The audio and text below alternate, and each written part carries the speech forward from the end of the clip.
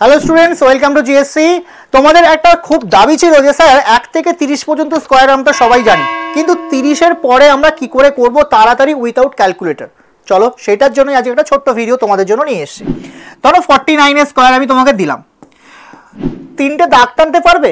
হ্যাঁ আমি পারবো, তাহলে হয়ে গেছে অ্যান্সার। 3টে দাগ টেনে দিলাম। লাস্টের নাম্বারটা স্কোয়ার করো, 9 স্কোয়ার 81। স্যার 1 বসালাম, হাতে রইল 8।